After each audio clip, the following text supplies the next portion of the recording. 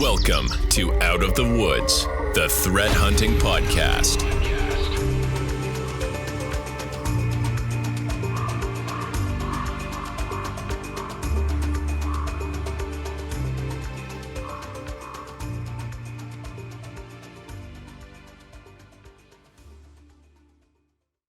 Hello, and I welcome everyone to our Out of the Woods Threat Hunting podcast. It's a live edition with some Discord interactivity.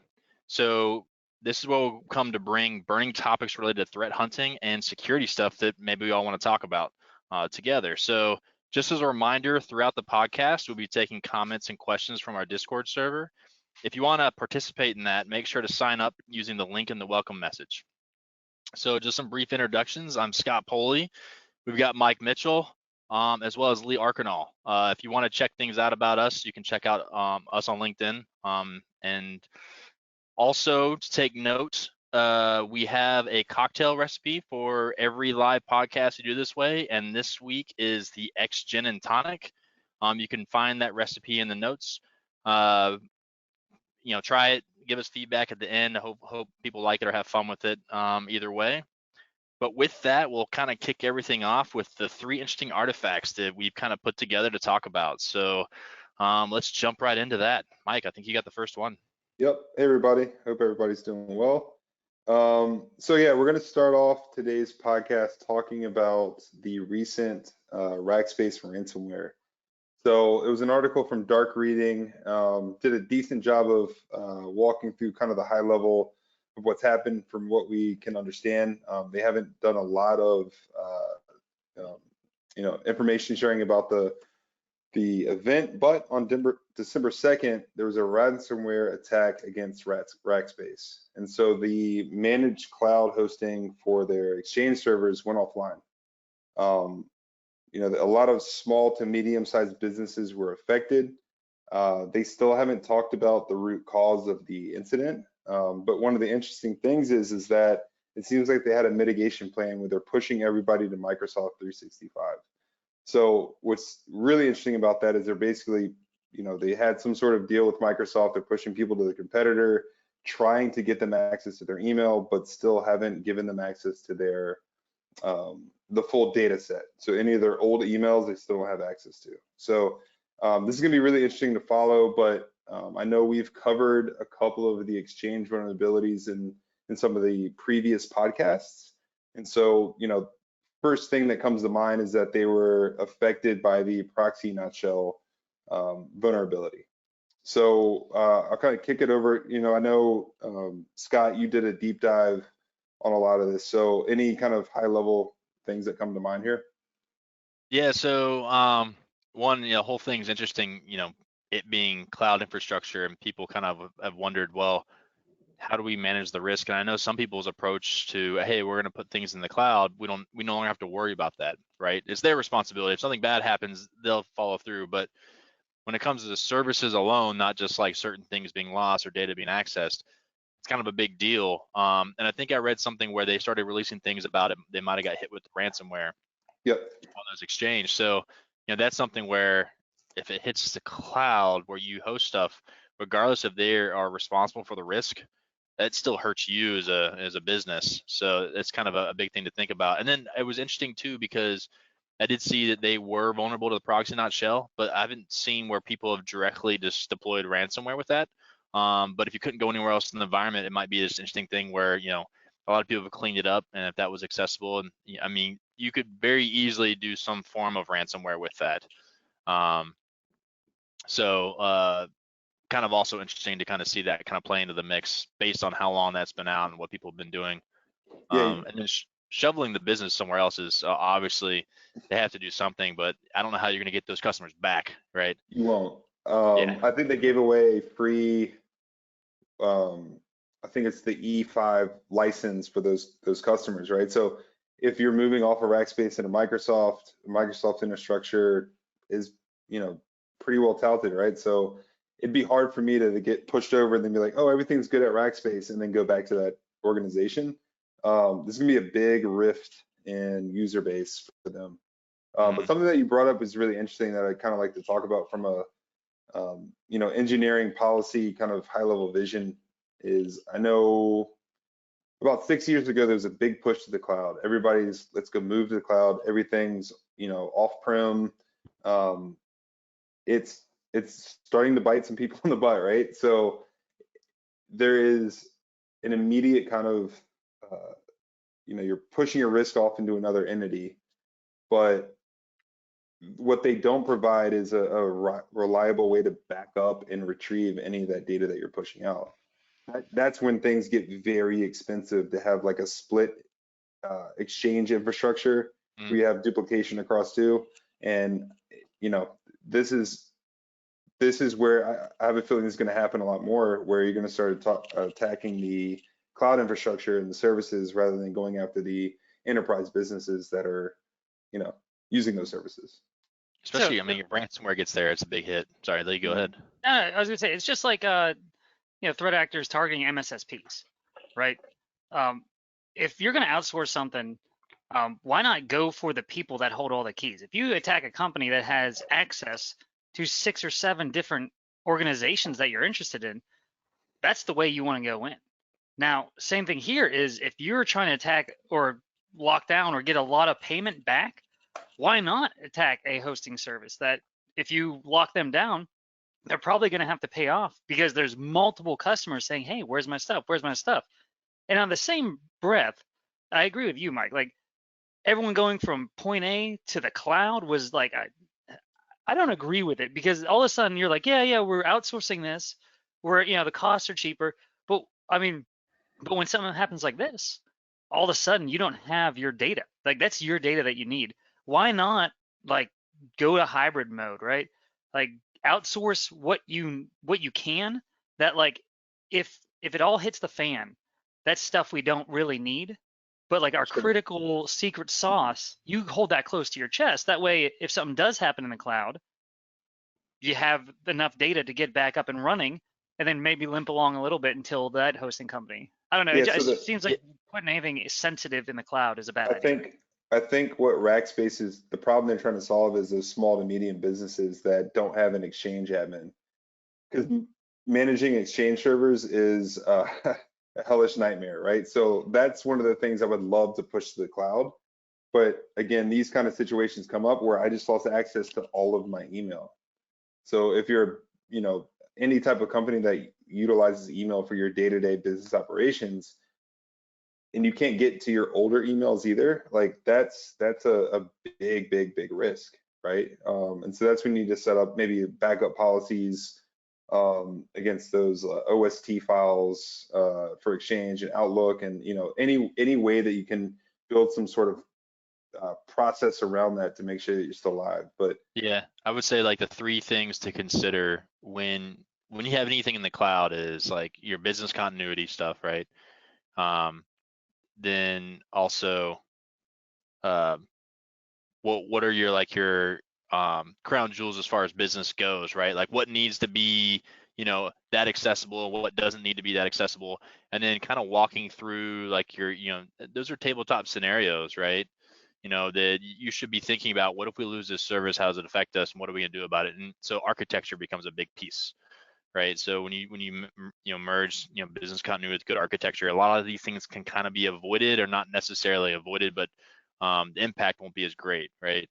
So if we look at this from Rackspace's point of view, and we know the proxy not shell vulnerabilities out there, I would assume that was a very high priority fix for them, right, to patch that.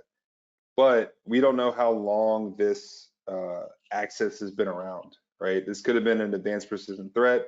They could have been sitting and waiting for months and months and months. They could have had this as a 0-day where they're like, who does hosted exchange? Oh, Rackspace does. Let's go attack them first before there's all this visibility out there. So from the engineering perspective at Rackspace, I'm sure there's some things. I mean, I don't know their infrastructure. I've never worked with them, but I'm sure from a security perspective, there were some things they could have done from a hunting perspective as an early warning sign to be like, okay, maybe we need to actually focus in on this threat, this visibility, this this vulnerability that exists, right?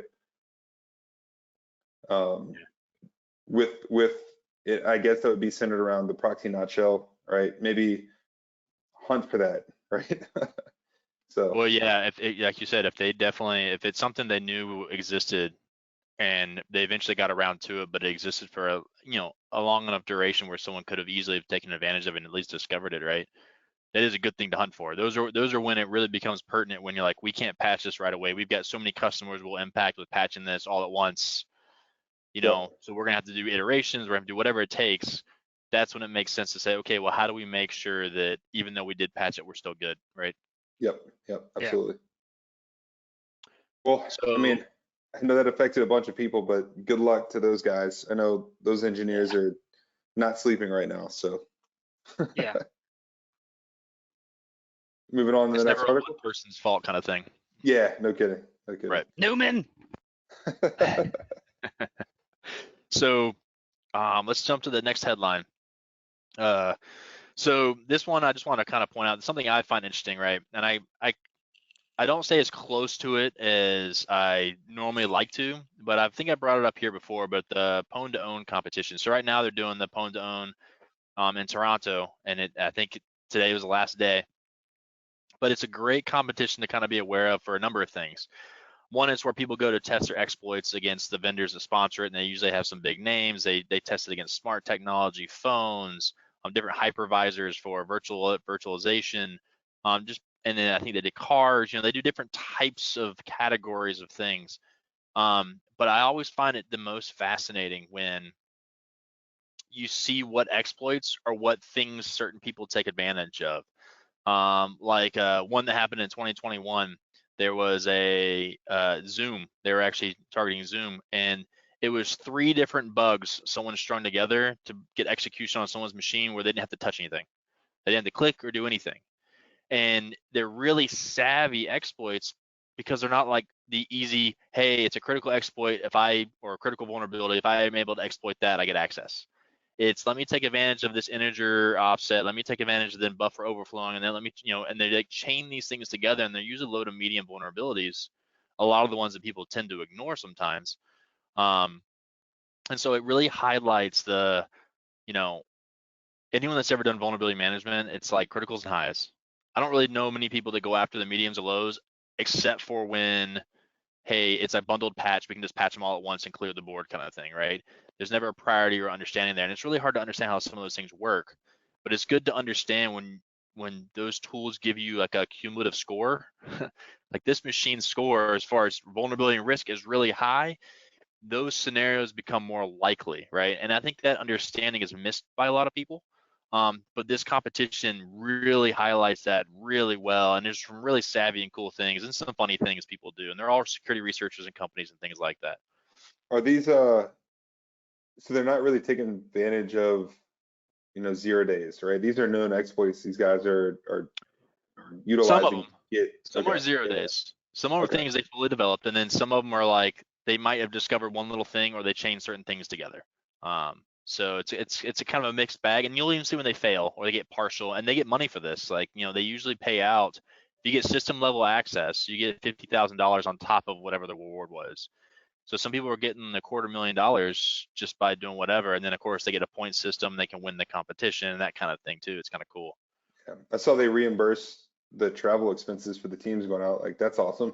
That's really cool. Yeah. Yeah. But that's big money. So I guess the question I have is if something is exploited, what happens next, right? Is that kind of public bulletin, hey, there's an exploit against the Samsung S22 phone, blah, blah, blah, blah, blah, or is that still kind of like, who owns that kind of IP around that exploit then?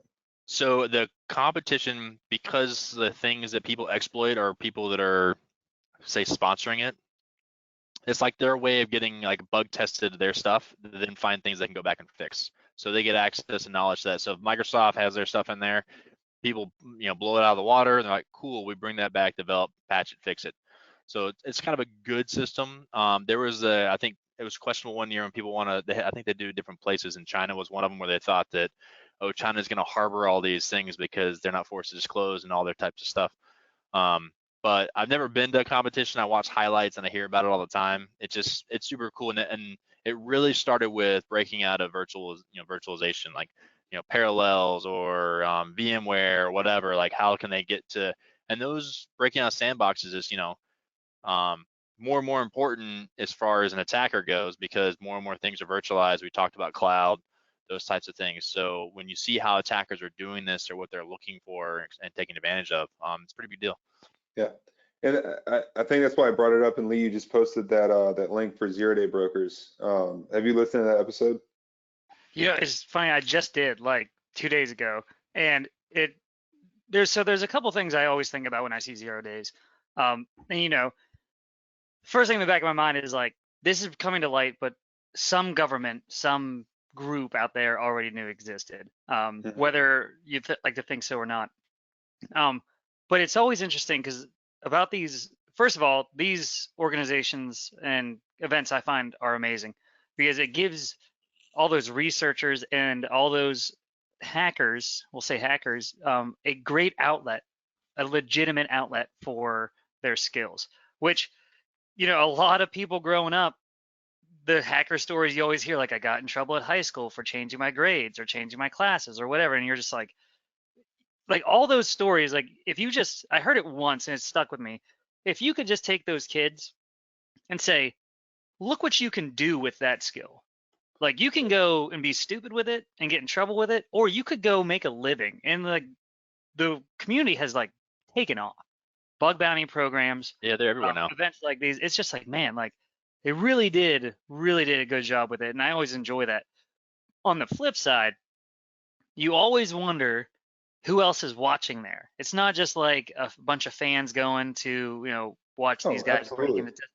You also think you're like, all right, so who are the guys in the suits? Who are the guys in plain clothes? Then they're always talking to, and I forget who said it in the Darknet Diary, was someone would give a speech and they'd step off the stage and you'd see like a whole swarm of people just circle them and say like, that was neat, but what else are you working on? What didn't you talk about? And that's what I always think of.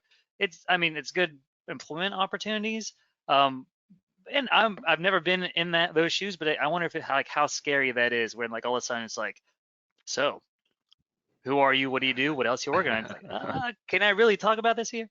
But no, I think it's a great article. Yeah, so like that's what's scary with no affiliation, and you're getting into like some nation state espionage type things, right? So I don't know. It's interesting. These guys that win these competitions like immediately have a target on their back, right? Like they're not a bad target, good and bad. just a target. Yeah, and I can imagine. And again, just we're talking about the brokering of the 0 days and exploits, and I can only imagine that because of the bug bounties and these type of events, they're just popping up more where, I might be able to buy this exploit off this guy for 10K because 10K is a lot of money to this person. But last week we were talking about one, I think it was like 1.5 million or something. Scott, we were talking about last week or 2 weeks ago. Oh yeah, it was 1.5 million for Signal. Yeah, or Signal finding a remote code execution capability or exploit for Signal. Right. Yep. So you're basically like buying off these guys for these exploits that you're going to go immediately use before they get patched by Microsoft. Because I imagine, let's say Microsoft gets hacked in this event and they see what that remote code execution or whatever the vulnerability is, it's probably going to take them a sprint to get that out and push to their whole product suite. I would imagine, right? And so that gives you that very small window to go attack that thing, right? And then once you're in, you're in. If you can set up backdoors and C2s and the ability to get back into the system. So there's a really weird chain of events that could happen after every single one of these type of competitions that would be really interesting to dive into.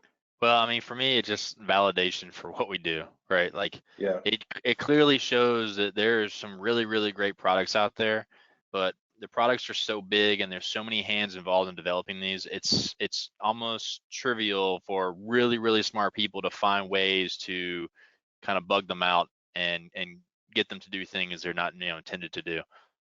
So it just kind of brings validation to the whole field. Like, this is why the field is not going anywhere, because we want to use technology more, and we're not completely great at developing things yet. Yeah. So, and things linger around forever. So it's not like we develop something, we have new products every day. We have products that sit around for 10 years. So 100%. one thing that I will say, and I pride us in the work that we do. So the threat hunting, going back to threat hunting and focusing on TTPs and not vulnerabilities or malware or APT stuff. The great thing is you could have this amazing vulnerability and it may get you root access or it may get you, privilege escalation. But there's always going to be something that you need to do next steps, right? Like, so you get remote code execution and you could do this. But the nice thing is if you focus on those TTPs and the behaviors and the human aspect, you're more likely to catch that or catch that activity that, after the vulnerability is exploited, whether they enumerate, whether they, change registry keys, or if they, modify this. There's always that part that we're, I guess, lucky to have, that they have to do more. So that's why I really vectors is like 1 million versus activity and procedures is like 100. Yeah. Right. But that's why I enjoy what we do. Is that, yeah, I'm no malware researcher, I'm no coder, or I can't reverse anything. But the fact that we can always rely on that human being human is a plus. So I see a question or a mention from Can Solo there. He's talking about why he had a buddy that did a job interview and they asked him the question, why ransomware gangs seamlessly avoid targeting cloud infrastructure. And I don't know, it's necessarily like, it's kind of, I feel like it's more like an unspoken, like they probably don't target cloud infrastructure much because they don't know who's utilizing it and who it may impact, because there may be unintended targets in some aspects. And I also feel like, I feel some ransomware groups, depending on who's supporting them and what's going on behind the scenes, once they cross a certain line and they attract the wrong attention, we've seen historically, they kind of get blown out of the water. I mean, they can come back, but when you kind of recruit basically the forces of a nation state to come after you, a lot of your infrastructure is going to get burned. It's going to cost you, you financially, it might cost you. There's a lot of things that can happen there. And I think that's why there's kind of these rough lines drawn, but I don't think those lines are concrete, And they're probably using a lot of that cloud infrastructure as well, right? They don't that might be true too, right? Yeah, don't burn themselves. Yeah. Or they were just trying to get the license, so they get cheaper. But I think that's like those questions I think are really good because coming into this field, it's a very technical field, but everything that happens within technology, cybersecurity, attackers, defenders, it's all human driven. And so I think having those questions like, why do you think they're not doing this, and thinking about from the human side is very important, right? Because there are normal motivators and drivers for, I mean, look at a lot of the attackers that are crime-based, that they just want to make money. If they're not going to make money, they're not going to do it, So it doesn't matter if they can or not. That's really not what it comes down to. Sometimes we get wrapped up of, hey, there's a vulnerability. It's easy to exploit. We're going to get pwned. It's like, if someone wants to, yes, but it's not guaranteed. It's still a human decision. Yeah. So. Yeah, and I think cloud infrastructure just from an engineering perspective, it's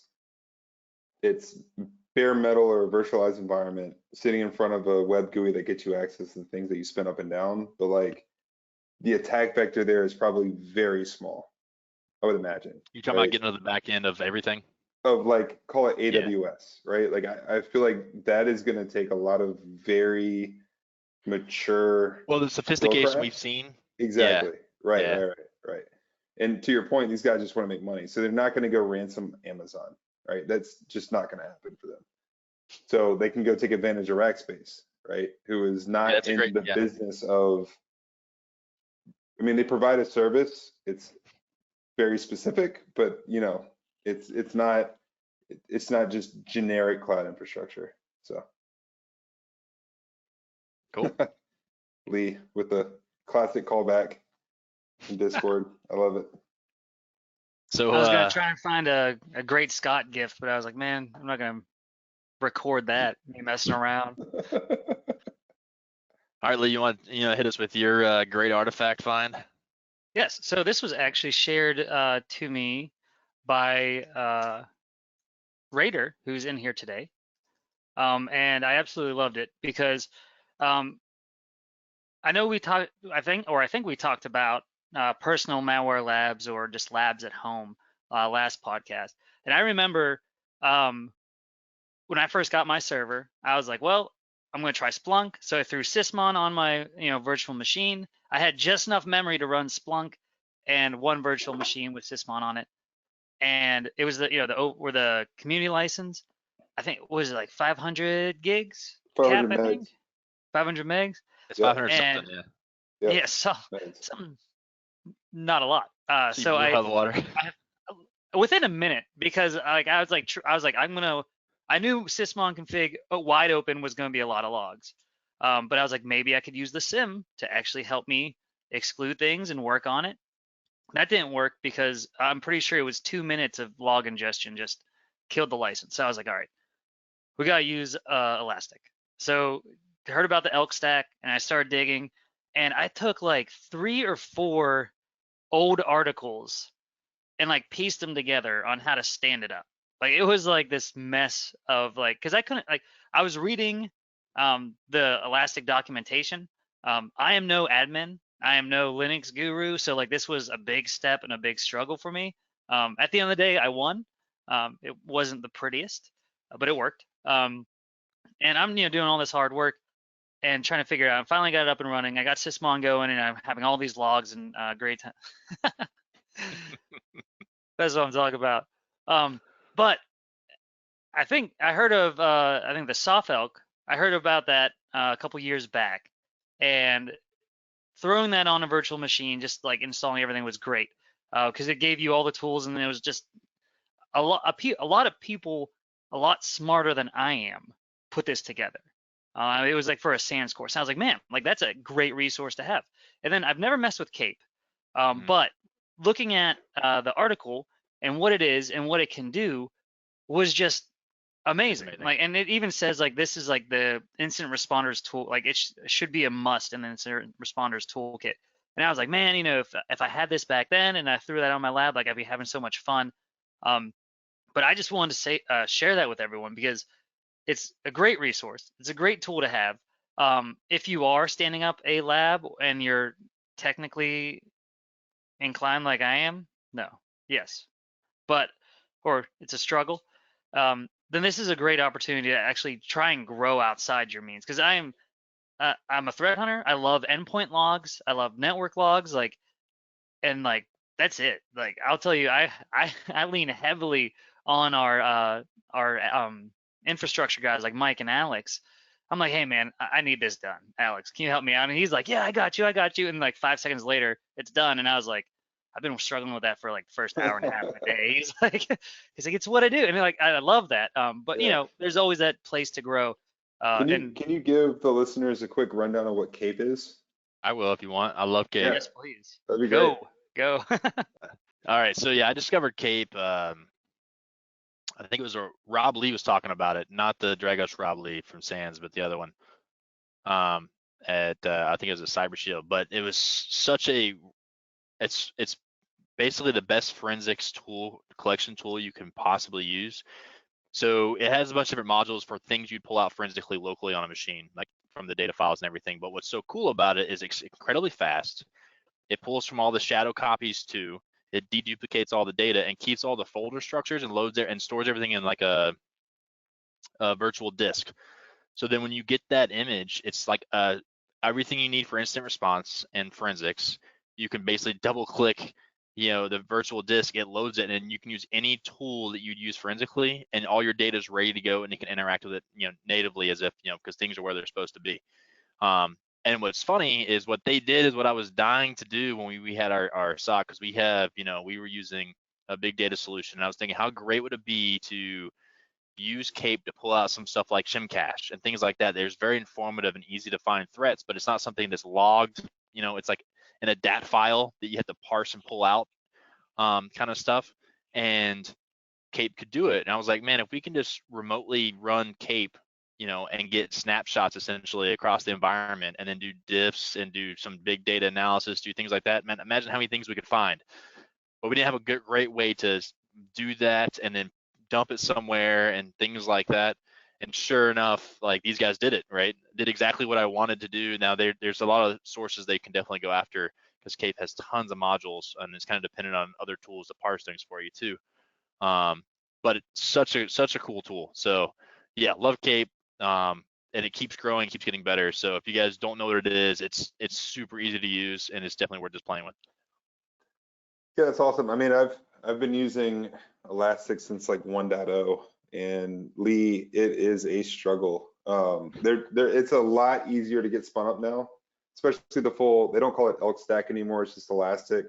With Kibana, they've moved to agents, and it's a little bit easier to get data in now. We don't have to write these parsers and regex, and it was a pain back in the day. So the thing that I'm curious about though is that, and Scott, you were talking about it, there's a lot of really good like components these people are putting together in open source and GitHub, but it's not used in enterprise organizations that much, right? It's very hard to, I guess, get the okay to deploy these type of things across the whole org when it could save you a bunch of time and capabilities. So like, how would you potentially go about showing the value of these type of tools and getting these plugged in so it helps you not only in your home lab, but your work day to day, right? Have you all struggled with that, trying to get these open source type of tools in? Oh, all the time. Well, I mean, like, will it's say, great. not here. There you This go. has been like the greatest thing. Is like, hey, I have this idea. Go. I'm like, okay. Well, Wait. yeah, with me, Yeah, it's just yeah. like, I hate when I go to like a GitHub thing, it seems super cool, and it's like, here's the requirements to install. I'm like, oh, it's just super easy. Like, do it, and I'm like, nothing's working. And then like like I think I was doing a hack the box actually with some folks, and this one tool I thought would be great to help us solve the problem, and it, however my Python was installed in the environment, I was like, it's not working with the tool that was there. Well, I'm gonna manually download it. So when I went to force install it, like just completely ripped out Python off the box. I'm like, so then I had to go back through and like, how do I get everything back to where it was so that I can then try to do more things? It was just a pain. So yeah, sometimes it kind of bites you, but I mean, I think playing with that stuff really helps you understand a lot and just makes you better at your job, basically, because we're tinkers, Yeah, in general. I've heard of orgs utilizing people's home labs for malware exploitation and triage, right? They didn't want to put that in their own infrastructure, so these guys figured out a way to just have it in their home labs, right? And then, there's a weird blend and cross-pollination there, but it solved the problem for them, and they're able to use the amazing tool sets these guys are putting out on GitHub. I mean, there's these GitHub collections of all the different cybersecurity tool sets and things that you can deploy. There's probably an interesting combination of those that would basically replace a SOC and give you the same capabilities if you could reliably reproduce that over and over again. But So there's always two things that I always think about, and I think this was some experience I've had is like, it's like, hey, let's do this. It's open source. It's free. Let's do it. And then like either someone says, we don't have someone that can administer it. Like we don't have someone that can just keep up with it. Or they say, you're going to do it. Like, fine, you're going to do it. And you're like, well, I have all these other things to do. And it's like, I can't make that a daily thing. So those hurdles exist. And then the buy-in, I think we should be reaching that point in time soon that if you talk to someone or like a manager, a CIO, or whoever, and you say, I want a malware lab or a lab environment that we can detonate malware, that their first question or thought isn't, oh my God, we're gonna hose the entire production system.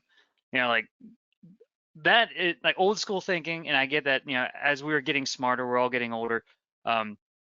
We're actually like people coming in now to entry level jobs have grown up with cybersecurity. The people that are managing them have lived in cybersecurity. So we're like slowly getting that to that point in time where everyone has understood cybersecurity that's in cybersecurity.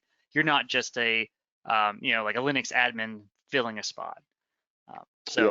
I think those situations will be further and few between, but we'll see. And there's a lot of great companies now that are basically offlifting that capability so it doesn't have to be in the org. You can spin up labs outside of the organization, add in your policies, your agents, kind of recreate what you're doing from an organization perspective and not have that tied to the org. So Well, I mean, I'm kind of curious. Like, we have people listening and people on Discord. When it comes from some of their favorite tools and stuff, are there specific tools and things that they've come across that they think would be worth sharing for either us to look into because they think it's really cool, and maybe we can incorporate some of these things to talk about them, or tools that they're interested in at least. I think that'd be also a cool share. So feel free to share those. We'll if we see value in them, we'll definitely chime in or do something with them. Yeah. So we'll deploy them in the lab, play around with them, see how they work. Yeah. Give feedback. I think that'd be cool. I mean, that might be a whole podcast, right? Like pick the 3 tools, play around with them. 3 top tools, demo them, show them why we like them, why we don't. Yeah. We'll bring Alex on, just video him while he struggles. There you Hey, go. we want you to stand there. To install this live, and we got to see how you. Right? No Don't do pressure. that. Then Mike's just over his shoulder, like. Yeah, there'll be a lot of bleeps. I want to do that. Yeah. Yeah. So yeah, I mean, that was about 30 plus minutes of kind of the top 3 articles we wanted to talk about. And I think we want to transition into some higher level topics to have a discussion around. See how many we can get through. You had like the threat hunting tip of the day you kind of want to incorporate and kind of talk through some your let's ideology there. Let's do that. Yeah. Okay. So as a threat hunter, there's things that I've learned or I've grown to learn.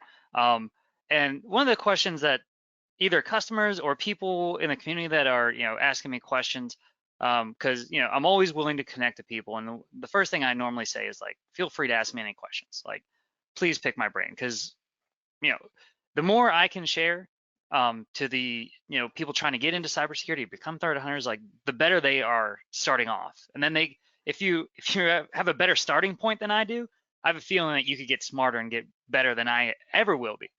So just trying to do my part. But there's a question that's always like, with incident response, whether you're going into a new environment or you're in your own environment, what's like an easy win to do? And like I was thinking about that, and I was just like, masquerading. Like we always see like winlogon.exe was a problem, and that was the source. But so what are the issues with that, or how can we detect that? And I just threw together something that I thought about. You build the first thing you do is you want to look at what are all the legitimate processes on your machine right now. So look in system 32, look in syswow 64, which should reflect the same thing. But just enumerate all those things that could be abused, executables, DLLs, whatnot. And then that's learning what exists on the Windows operating system by default, right? It's like you get a quick lesson there, you get an idea of what's going on, where stuff is coming from, and then you start poking around in your program files, whether it be program files x86. You can even look in program data, and find your Microsoft Office location and figure out what's there. What tools does your organization use on a daily basis that are legitimate?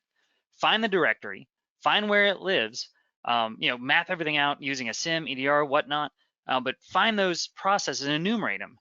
And then the easiest way would be to take that process or that executable and say, all right, I'm looking for command.exe executing from somewhere other than system 32, or winword.exe executing from not the legitimate Microsoft Office directory. And the first thing that'll help you do is learn Windows system internals. What exists there already? What can it do? And then you start to learn your environment. What are we using? What looks legitimate? What's a application that we use? And so on. And you'll start to learn there. And then you can start going into the harder stuff, like okay, all these people are using PowerShell, but from there, who is allowed to do what? And that starts to get harder with permissions, because then you can start looking at command line arguments. You can start looking at PowerShell commandlets that are being used. But like I said, the easy win is find legitimate processes and exclude their native directories. So I hope you learned something. Yeah, one of the things I like, and it kind of hits home the way I like to describe threat hunting to begin with, is like I think there's a natural, analogy to just real hunting, right? Like to be a good hunter, you kind of have to know your landscape, right? And that's kind of how what to expect, where you can be, where things may be that you want to hunt. And then I use the analogy of traps. Like animals walk the same path. You set traps. Those are like your detections, right? You set up detections. It's where the traps will always hit. But when things go around the traps, that's what you have to hunt because it's not being trapped. So it kind of fits, and that's kind of like knowing your environment, kind of like what you described to kind of walk through there. Just because you're in threat hunting doesn't mean you have to constantly be hunting for adversaries. Profiling is really important. Profiling how people act in your environment, profiling known processes. Like, hey, you have these business processes and you expect them to behave specific ways. They shouldn't change too much. Like, it doesn't hurt if you've got the time and you have nothing to hunt on your plate to do those things, because that might help you kind of build what we say internal knowledge hunts kind of thing, right? Like, hey, I know my environment so well. If there were attackers, this is the things they go after, and this is what might change, that kind of stuff. So I've been chewing on an idea. So in Lee, you're talking about the processes where these programs fire off, the folders, the x86, folder paths, program files. It'd be really, I mean, these organizations that build these products, I feel like they should know that pattern of execution very well, right? They should. And the only reason I say that is there's always going to be that organization that's like, we put everything here.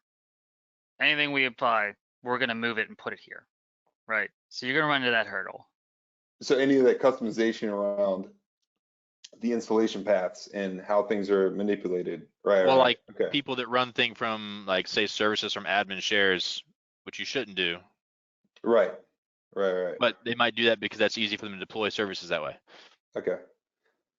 Yeah, I was just thinking, like, from a logging and standardization perspective, if that was something that was available from the product company, it's like, here is baseline what everything is, so you don't have to go do that work, Lee.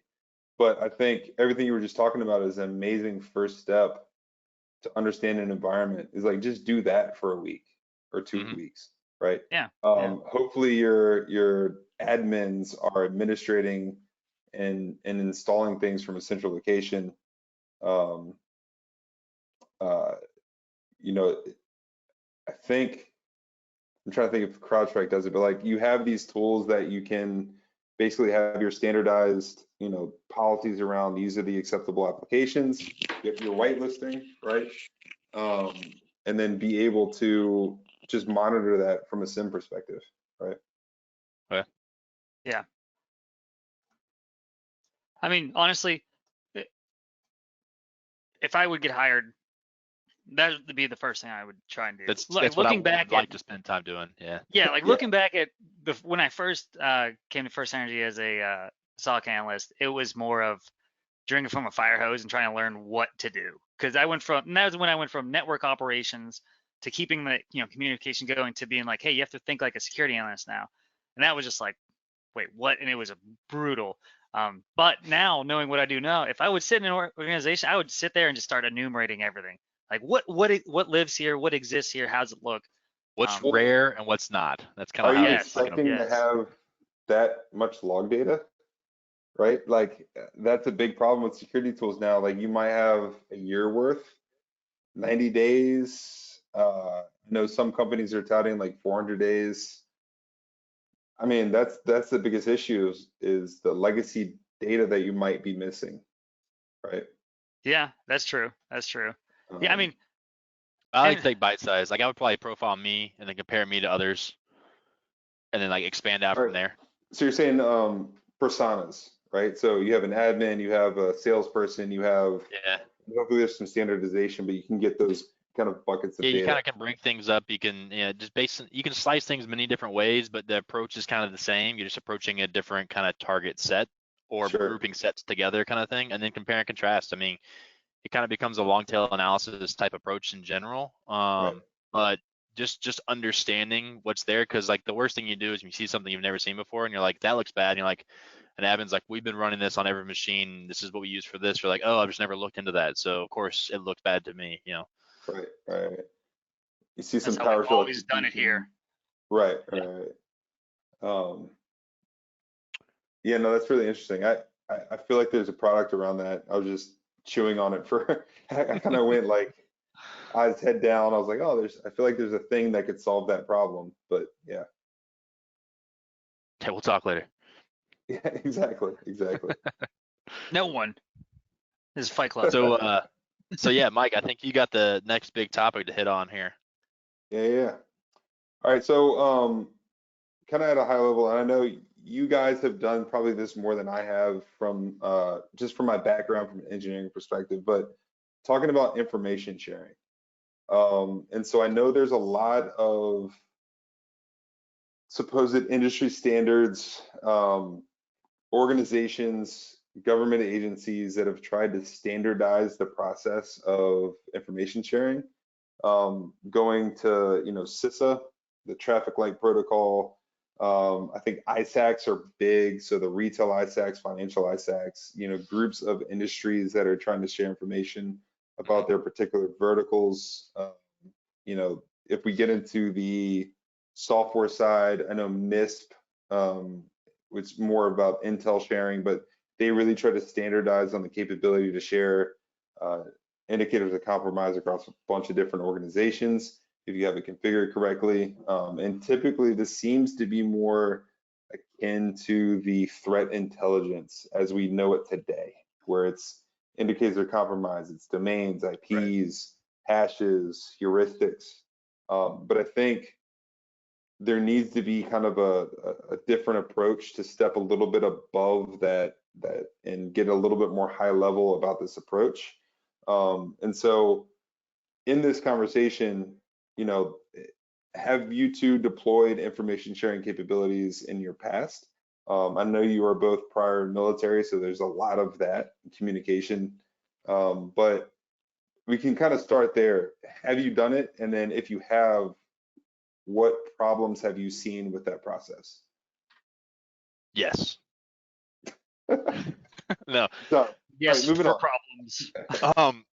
Yeah, so information sharing is it's an interesting topic because it seems like a no-brainer, but then all of a sudden when people want to start doing it, there's all these things that just get in the way, right? And it's usually not the person that wants to share things. I mean, sometimes it is based on like, well, what do I use? What avenues do I take? What should I share? Those might be personal barriers. But I see a lot of, for instance, some organizations, especially like it depends on how conservative the organization is in general, but sometimes like legal and stuff kind of feels uncomfortable because what happens if you share something that maybe isn't accurate enough, or something that if someone were to take that information and start blocking things, it impacts their business. Now who's liable? Like, did you just share something that impacts someone else's business? I've heard that get in the way.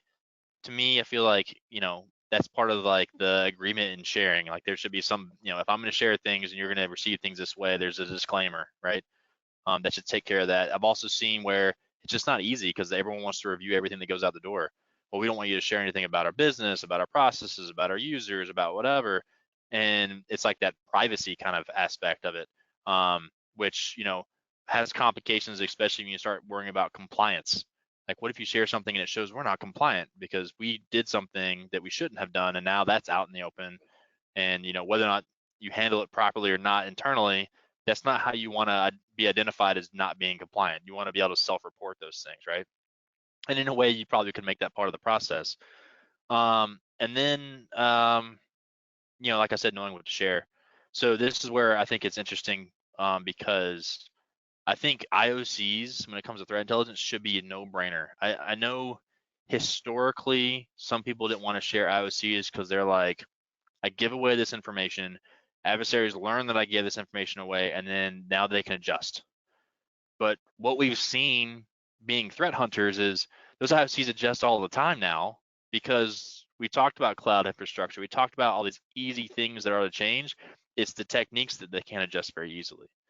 So I feel like sharing IOCs should be kind of the no-brainer now. There really should be no real risk. I get it if someone wants to sit and watch someone's activity and that's like an investigation and government's involved or whatever, maybe. But still, I feel like those things should be, more openly shared. But then also, one of the things that I think is crazy is when we talk about TTPs and things to share is I'm surprised people don't share Sigma more often, right? Like everyone's really good at sharing IOCs, but we should be sharing kind of the methodology of what we would detect on, because everyone can write a detection rule for IOC, but not everyone can write a detection rule when they see, X executing this with this way or these command line options, right? That is more valuable, and that's kind of like why I think what we sit in when we build things specific for hunts, why that's so important, right? Because we're sharing that information that has a little more return than just an IOC. And then some of the requirements. So in the sharing that I have done, to kind of touch on that. So there's, the ISACs do a pretty good job with trying to create an environment to share in. Miss that whole, project and stuff, being able to share stuff and, connect to people's different, missed instances is cool. Big fan of anomalies, trusted circles. That's what we've used in the past. But I like their trusted circle model because it's kind of like, you can have multiple circles you're involved in, and you can choose how you want to share to those based on different criteria. So it takes away some of that barrier as far as like, well, do you trust the people you're sharing to, or do you not care and you share to everybody? Like you can have those kind of options, which I think are really important. And that's kind of what we did. So we also, then we talk about, we shared a lot by leveraging the trusted circles, but we were sharing everything. We automated the collection of, open source reporting. Like we were crazy on Twitter. We were crazy on all the open source reporting from different security vendors that do blog posts, news posts, those types of things. And granted, we were scraping IOCs, but we're also sharing the actual report itself. So you have all the context, which I thought was really important too. And so that's that. And then what was great was, it was just fast. And that was the first time where we started doing this process and we were sharing it out. We started getting ahead with IOCs even, where we would get a phishing campaign and we'd know about the IOCs 45 minutes before it hit us, which is like never heard of. But it's because we were using platforms that were simple, easy, fast.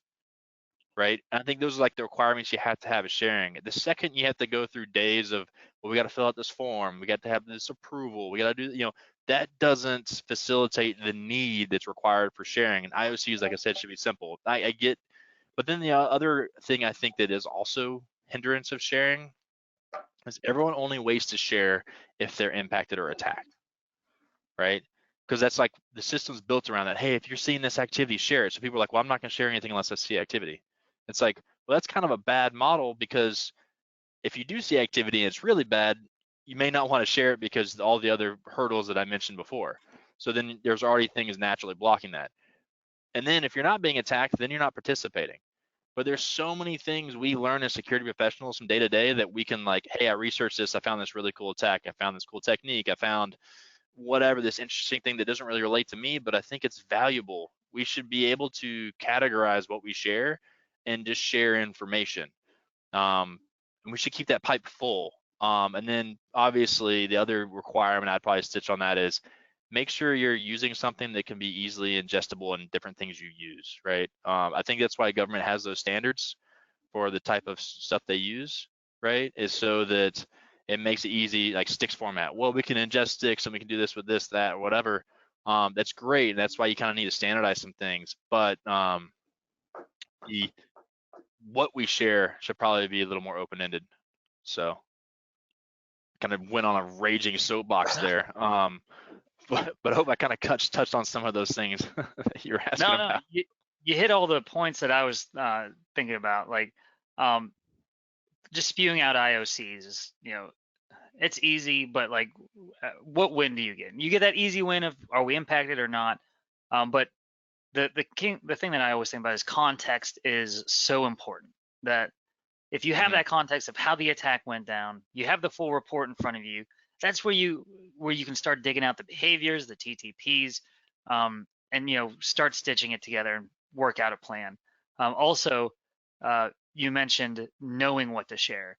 Like there's been so many times that we're like, organizations like, well, I don't know if we can share that. I don't know. I don't want to share that. And if they don't understand that, or if they don't know how, what, or when to share, then that's just going to fail right away. Like, if they're only reporting on major incidents, like you said.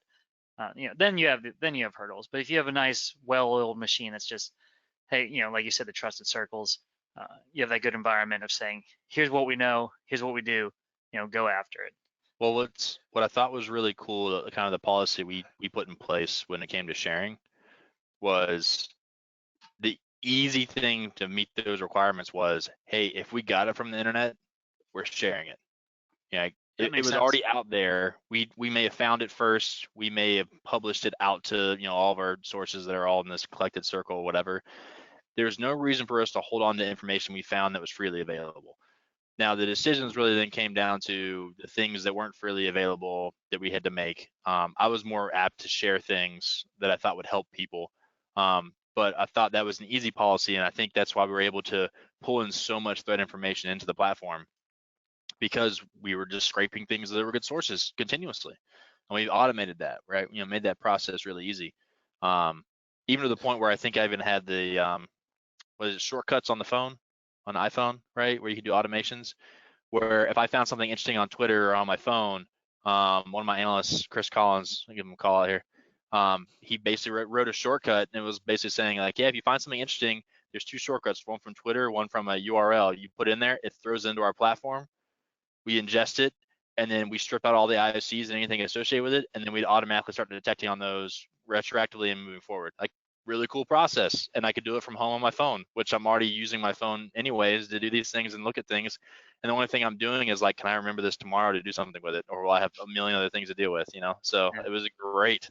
So that's the thing. So I guess 2 points from my kind of view of this. It's one, how do you operationalize the intelligence, right? So you just gave an amazing example of at least having some process in place to automate the retroactive and proactive hunting for those IOCs.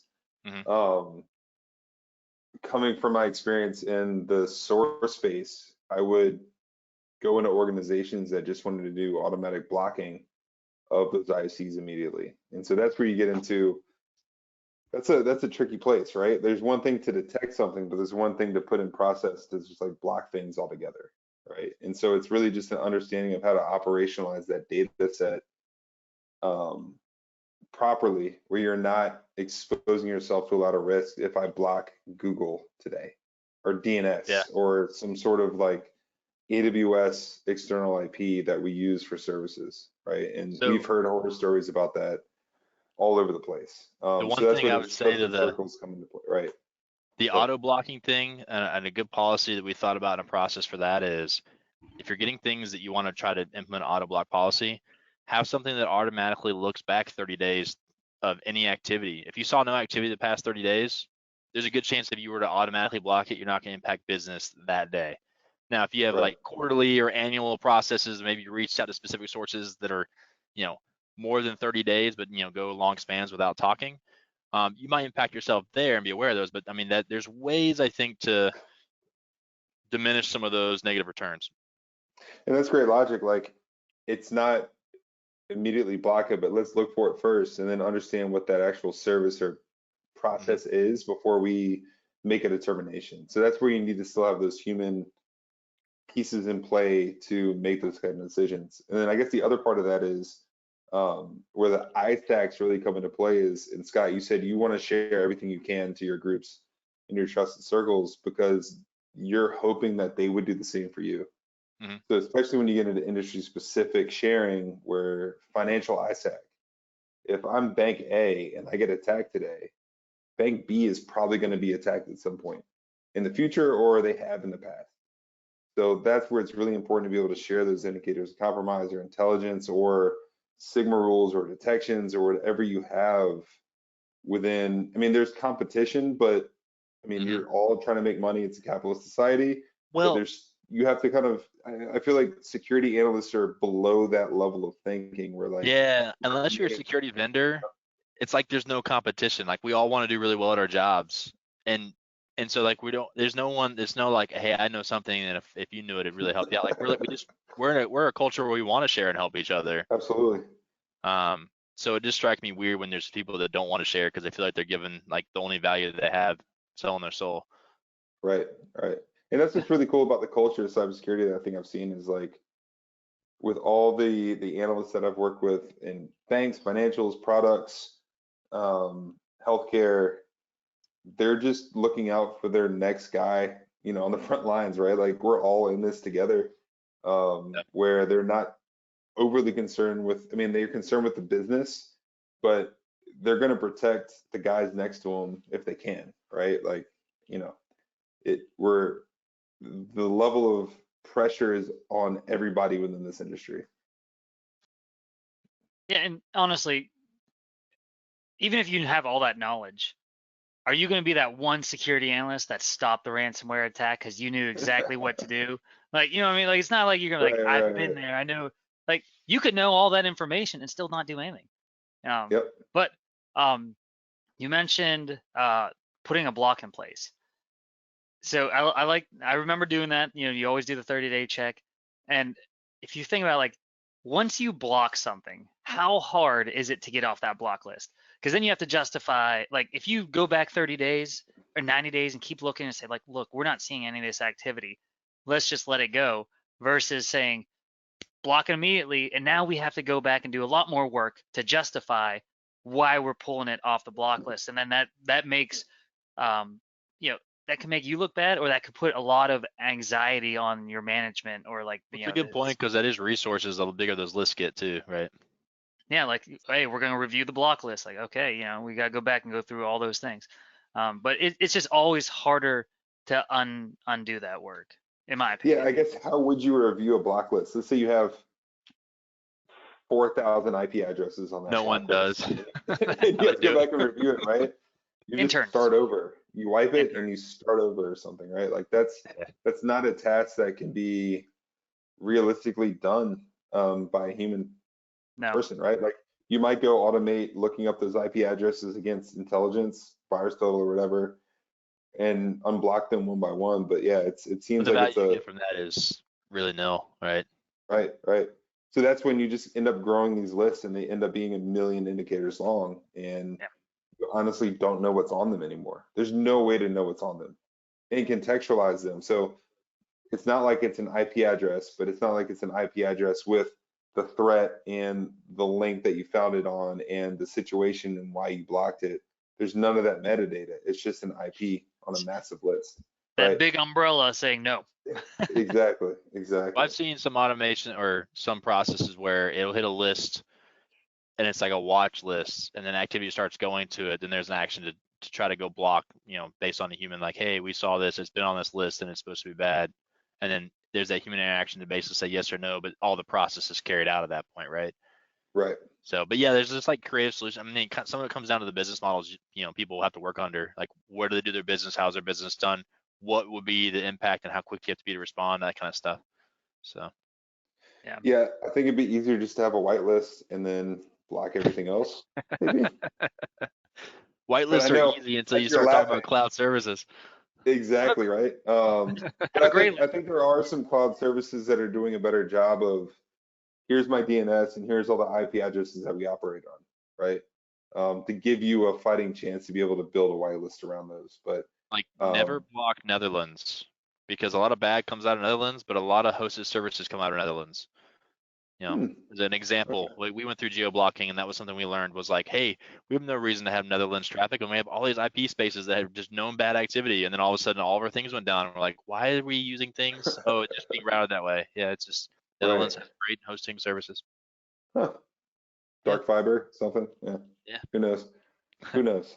We should take a trip, Scott Lee. We'll go over there and find out ourselves. Yeah, we'll investigate on the road. We'll check that. We'll go investigate it personally.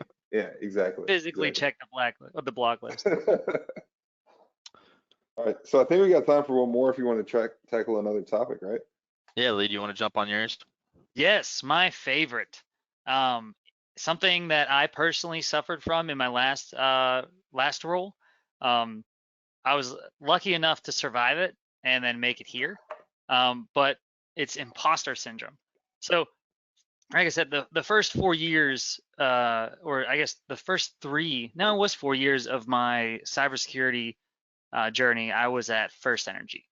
I was learning how to do things. I was learning my job. I was learning, there was no imposter syndrome there, because it was like, it was more of like scrambling to catch up.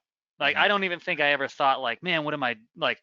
Do I belong here? It was like, I have to earn to be here. So like imposter syndrome didn't even really affect me then because I was in the learning process. I knew it. I knew that I was ignorant to a lot of things. But then I got hired by Huntington, the bank, up here in Northeastern, and I came in as a lead analyst. And I was like, I got the, I was like, I've been experienced, I've had 4 years on my belt. I got this. And like, I hit the ground running, and it was just like, the first thing that came to my mind was, as the days went by, I realized I didn't know the network. They were analysts that worked there for like years longer than I were, or than I had been. And I was the brand new guy, and I was supposed to be the lead though. And I would say I'd be like looking through the sim, and they'd be like, this is this, and like they could answer questions like this, and I was like, what? Like, I get I need to experience to learn that. But man, like, how am I supposed to lead you if you know all those, if you know all the answers? How am I supposed to lead you? What am I supposed to do? And I think it was around like 6 months, it just hit me hard, where I just started like questioning my skill set, questioning like, do I belong here? And I limped along for the next 6 months, and I was like, this is, I'm not in a good situation mentally. I'm not doing my job. Like, I will be the first to say it. I was not a good fit in that position, and mostly my fault, because I couldn't learn to live with the imposter syndrome. Couldn't learn how to like dig out of the hole, because all I did was I'd wake up and be like, man, what's gonna get me today? And it was just a rough time. But then my passion was threat hunting. My passion was creating rules to find malicious activity. And Eric Sigmund actually reached out to me, and he was like, hey, let's talk about Cyborg. I was like, please. I was like, what do you guys do? And I started looking up. I was like, oh my God. I was like, here it is. And then like I started talking, got pulled into here. And then imposter syndrome still hits me every once in a while. But I know how to learn it. And I know it, and I'll tell you, especially workshops. Workshops are the hard ones, because it's like or customer interactions, because I never know.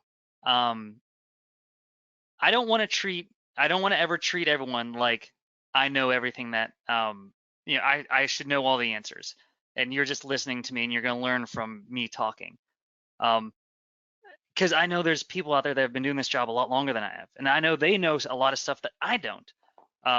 So I've learned to get on a certain level where I'm teaching or trying to teach together, almost like I can try and say like, this is how I'm doing it. Please let me know if you have to do it a certain way. Let me know how you deal with things. And I found that approach really helps out when it comes to workshops, customer interactions, or just day-to-day work. I've learned to lean on other individuals and say, hey, I don't understand this. Can you help me out? And that has been a completely humbling experience. But if you are struggling with this currently, I would encourage you to, first of all, understand that it's okay to be vulnerable. It's okay to not know something, and that the people around you aren't there to judge you or determine your fate. But everyone knows a certain aspect of their job. They might know it better than you, and they might not. But find those people, talk to everyone, learn what they know, and then like just be a sponge and suck it up and say like, all right, now I know all this. What else do I need to learn? So as soon as you figure that out, and it took me a year. So and I'm still running into situations like that. But I really encourage you to feel like, just understand that you're not going to know everything. You may be an expert. People might call you a subject matter expert or a lead or a manager or something, but it's okay to say, hey, can you explain this to me? I don't understand this fully. So that was my spiel. Because I will tell you that 1 year was a lot of learning and more about myself than cybersecurity. But I'm glad I had it because of where I'm at now. Mike, Scott, You guys have never suffered from imposter syndrome, right? Dude, I like live that like all the time. And it's funny because like, I mean, you know me the longest. I've done a lot of things, but it Yeah. doesn't matter what I do. I just always assume everyone around me knows more, Yeah. or Yeah. someone in the room will prove something I've been saying is correct as false, right? Like, doesn't matter. Like, that's just what I feel like all the time. And, you know, I think it's funny because our field does it to ourselves too, right? Like, you see entry level jobs where you need 5 to 10 years experience. Like, automatically you feel like, well, I'm not going to be equipped for this. And it's just entry level. Like, how am I going to be able to do anything else, you know? But the one thing I do appreciate is I really, really, really hate arrogant security professionals. And so I feel like if imposter syndrome can affect everybody, I really hope it affects them too, because like there's nothing worse than that guy who's not willing to work or talk with anybody because they know all the answers and they kind of treat you as, you know, below, right? Um, but yeah, I mean, I remember, you know, my first interview getting asked really technical questions on things that I shouldn't have had the answers for. And they weren't great questions for what I was really interviewing for, but you know, it made me feel like, man, there's no way I'm gonna get this job, you know, like already out of the gate just by some of the questions they're asking. But I do have some things that I think help, at least have helped me when it comes to imposter syndrome in general. And one of them is really focus on how you learn, right? Because the processes and methods of which you learn best are really important because it's not about having the answer, it's about getting the answer in our field because there's Yep. so many things you need to have knowledge on, right? So really prove how resourceful you are with that. The other thing is be able to work with knowledgeable people, like have enough people skills where people like to be around you because there's nothing better than people that know a lot and they like to share how much they know. I mean, that's just a given.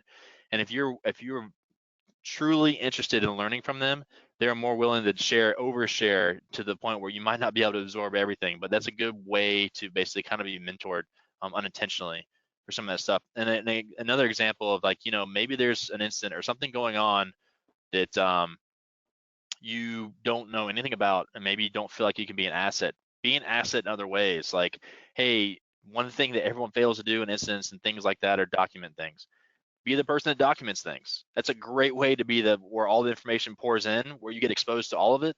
And now you just got, you know, experience through other people, but also have the full story. You're not missing bits or things like that.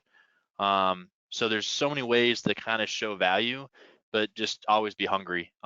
Never let yourself be shut down. Like use imposter syndrome to kind of motivate you to do more. Not saying burn out, but don't be afraid to dig into something you're completely unfamiliar with because sometimes that's the most rewarding thing at the end of the tunnel when you're like, I've been struggling and beating my head against the wall. We talked about using open source tooling and getting them working and installed. Like, I don't know how many times I'm like, I'm a smart guy. I've done this 100 times and I can't get this one thing to execute. And then the thing I'm doing is retrying the same thing over and over again, thinking I'm going to get a different result, right? I'm like, I ran it this way. It's like, okay, let's take a step back. And then when I finally figure it out, I'm like, I'm a genius. I'm really good at my job. You know, like I have that feeling for just a second, right? But Yep. so yeah, be vigilant. Like, stay hungry and humble. Yeah. Yeah, no, imposter syndrome's a real thing, man. Yeah. I think over the past, call it 10 years in cyber, I've had it most years, right? I can remember coming into my first job as an intern and getting moved over to the security engineering team and then owning and shipping a product within like 2 months of that because of need, right? And so I think, Scott, to your point, being able to like listen, learn, and ask questions and not being scared to ask other people questions if you need help is one of the biggest things that you can do to help kind of ward off that imposter syndrome. I think understanding and learning how you learn personally. So for me, like a couple years ago, I had to learn web development.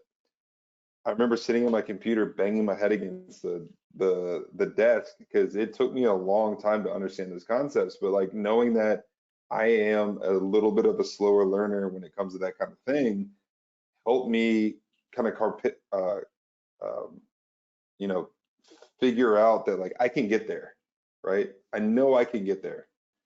It's just going to take me a little bit longer to get to that place. But I think it's one of the, I had a coach back in the day that said pressure is a privilege. And I think if you have imposter syndrome and you're in the position where you have that much pressure and you're feeling like an imposter, I feel like you're in a really good place in your life then, because you're pushing yourself in a way that like you're not comfortable and complacent. I think you need to use that as an opportunity to grow and learn. You can't grow if you're not in that kind of uncomfortable position. Absolutely not. Yeah, absolutely not. So I took that to heart. That was in my baseball playing days, but like I really leveraged that little statement to say, look, I am stressed. I'm in a high stressful situation, but I'm here for a reason, because I'm not comfortable. So let me soak in all this experience and try to get better. And I think that allows you to get through that imposter syndrome a little bit. Yeah, there's nothing worse than starting a new job. I remember even starting at Cyborg, the first thing I was thinking is like, I've just got to do one thing that someone else sees as valuable so that I feel like I'm not a fake, like, and so like it just took me forever to get to that point where like I think I did something that everyone actually liked. All right, now I feel like I fit in, right? But until then, you kind of feel like that outsider until you were kind of interacting or contributing in some way. And so, yeah, it's tough. Yeah, and shoot, starting Cyborg. I mean, the first year I felt like an imposter. Like I've never done this before. I've never started a company before, and having to hire the amazing group of guys that we have here, and figuring out the product and going to market and all the things that go along with it. Yeah, every day I was waking up like, oh crap, what am I doing? Right? But like again, from that past experience, that pressure, that feeling, I was like, okay, let's just keep moving forward and learning from the situation. I asked a lot of questions. I reached out to past mentors. I reached out to people internally, be like, what should we do here? So I think, Lee and Scott, that point of just being humble and learning to listen and ask those questions and just getting involved wherever you can is a big help to get through that. One thing that's really cool that I did not have when I started my cybersecurity career, we call it, was all the resources that are available now. Sure. Like I remember starting and it was like if I had to do a Google search for certain types of attacks, I sometimes wouldn't get results on those types of attacks. I'd be like, Yep. I don't even know what to do here because the internet won't tell me anything and I don't have a person or a book to go to. Like I'm literally stuck. Like people nowadays, at least they should be comforted that there's almost too much information. So they got to figure out how to distill it down. But definitely getting your, figure out where your resources are and leverage what other people know good resources that have been in the field a while too, pick their brains. So we have AAA XOX asked the question, how do we encourage knowledge sharing within our team? And I think that's another big thing. And Lee, you going in as a lead over at Huntington, I think setting up the culture in a way that you feel like you're in a team environment. So everybody's moving and operating in the same direction. So we definitely encourage it. We heavily use, our chat infrastructure. Guys are talking every day. I mean, we open it up. I mean, we have very long conversations about very random things, but it helps build that team commodity. If you kind of akin it to like a sports team, right? We're all playing for the same goal, that championship, to be successful. And so while there's a competitive nature internally, we're on the same team. So we want to make each other better every day. So I think it's really about company culture and having that ability to reach out to somebody if you need something, or know that that person's willing to spend time to give you that information or share that knowledge. So I don't think it's a necessarily a defined thing you put in place. I think it's more of a feel and a culture fit for the company. Yeah, I feel like communication is one of those things where if you're only forced to communicate about work things, you're not going to communicate well, right? Communication amongst your peers is something you learn by interacting with people. So I feel like it's very healthy and important when you want to establish that open sharing, knowledge sharing kind of culture, is to be able to talk about things on many different levels. Be able to have the casual conversations, even though like don't feel like, oh, I'm not working. Well, you're interacting and learning to communicate with your peers. Like it's important and healthy to do that. And obviously don't take advantage of that. But there's those types of things, or even talking through like, some companies, they will have activities and things. They try to, promote the engagement between people. Like the people, everyone has a unique personality on a team. And you won't learn how to communicate best if you don't communicate with that person on a semi-regular basis, or be able to talk to them as a person one-to-one that's not just about work. So I think, figuring out how to build that in your culture and facilitate that is a really important step to help, that knowledge share. Yep. And even if it's, I mean, depending on the availability of, Slack or Teams or whatever, you can create channels and have like subgroups and have conversations there. But even if you have the ability to stand up, maybe it's like a small hackathon, or get involved in helping write a paper for a CFP, right? Capture the flag on the weekends, or if it's still specific to what you're doing from an industry perspective, but just outside of the work grind, I think it's really important to build that kind of camaraderie. So you mentioned the culture aspect of the imposter syndrome. And I just want to say that looking back, and it wasn't just me saying that I was the problem. Looking back, my manager was actually excellent.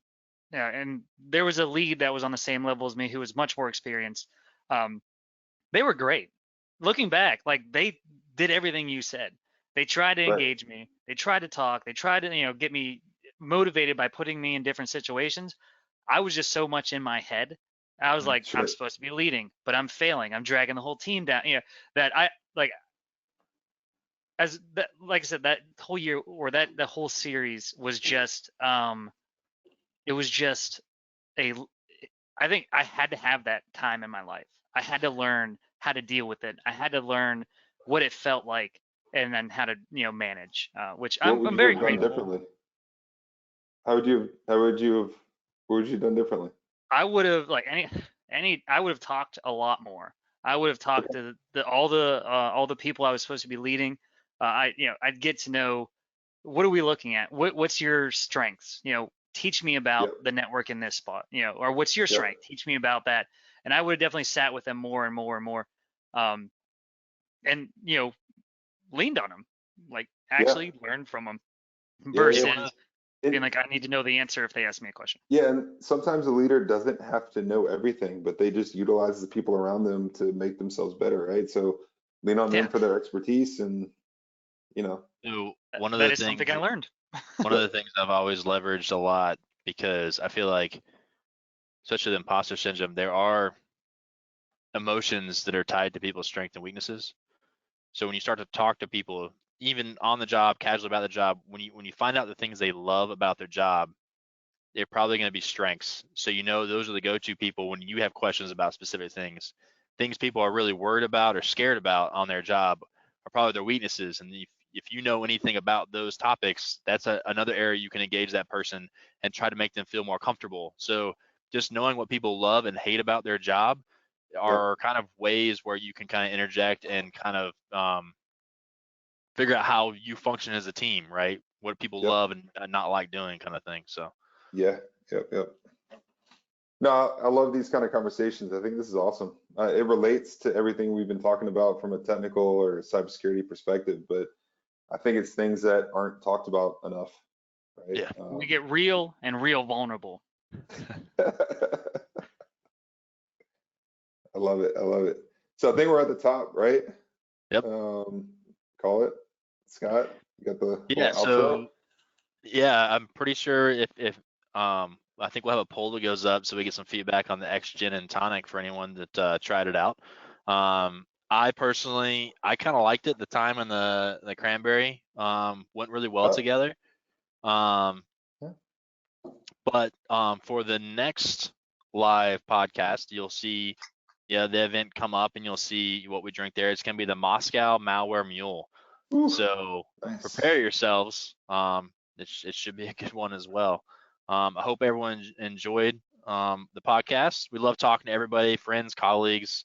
If you liked what you hear, please check us out on the Apple Podcast, Spotify, or pretty much anywhere you kind of get your podcast from, and leave a good reviews or stars or whatever. It helps other people find the podcast. If you think it's valuable and you think others would benefit from it, that'd be great. Also, if you're not aware of our other 30-minute episode, or roughly 30-minute episode we do weekly, to kind of hit on 5 breaking news topics and kind of talk from a technical threat hunting, or topics people might need to know about or interesting things. We do that as well. Tune in for that, and then hopefully we see you guys back around next time. Yeah. All right, everybody. Thank you. Thanks, everyone. Happy hunting. Take care. Happy. Yeah. Really. Happy hunting. Happy hunting. Pulley. Happy hunting. Happy hunting. There you go. Take care, everyone. Thanks for listening to the Out of the Woods podcast. Be sure to subscribe wherever you heard this podcast so you never miss an episode. For more information or to connect with Cyborg Security, check us out online at www.cyborgsecurity.com and follow us on social media. We'll see you next time.